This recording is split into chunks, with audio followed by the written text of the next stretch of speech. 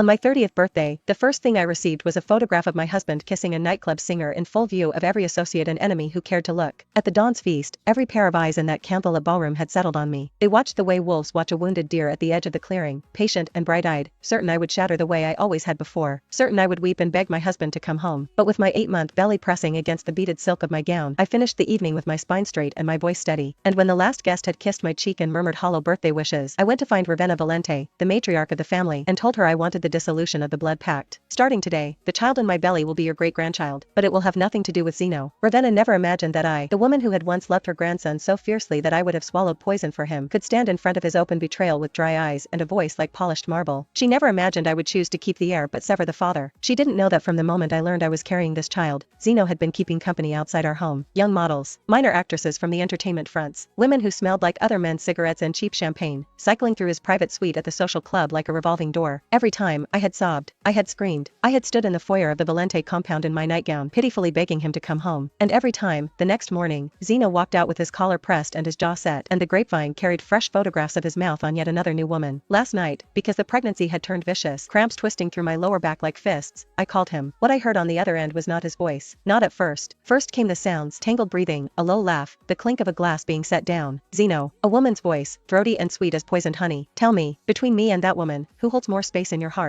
I pressed the phone harder against my ear. I heard him clearly, the man who had once sworn before God and the matriarch that he would protect me until his blood ran cold. His voice was thick, heavy with want. Of course it's you. That woman was dull from the start. After she got pregnant, she puffed up like a pig. Just seeing her makes me want to throw up. In that moment, the baby in my belly went still, and the heart in my chest went quiet too. Since Zeno was no longer the Zeno who had once cared for me, I chose to cut away the father, keep the child, and hand him back his freedom. Only after I truly disappeared did he lose his mind searching for me. On my 30th birthday, the first surprise I received was a photograph that spread across the grapevine like wildfire. In the image, Zeno had his hand wrapped around the back of a woman's neck, pulling her into a kiss. She was Mabel Lazari, a singer at a lounge connected to a rival outfit. The photograph had been taken at a public venue, deliberately, brazenly, as if he wanted the entire underworld to see. But an hour earlier, he had been kneeling in front of me in our bedroom at the compound, pressing his lips to my swollen stomach, whispering promises to the child inside. Every guest at the feast turned to look at me at once. Some faces held pity, most held the barely concealed hunger of people who had come to watch a fire burn. Signora, the household courier, had sweat beading at his temples. He pulled the phone from the table and stepped to the side, shielding the screen with his body. Do you want me to shut this down? I can make the calls. Have the image scrubbed. He kept his voice low, careful, the way one speaks near a woman who has shattered before and might shatter again. He was thinking of the baby. My voice was calm. No need. Just go ahead and cut the cake. His throat worked. Should we not wait for the dawn to return? I shook my head. No need. The room shifted. The spectators who had arranged themselves for the show went still in their chairs, wineglasses suspended halfway to their lips. Someone had placed that photograph in front of me on purpose.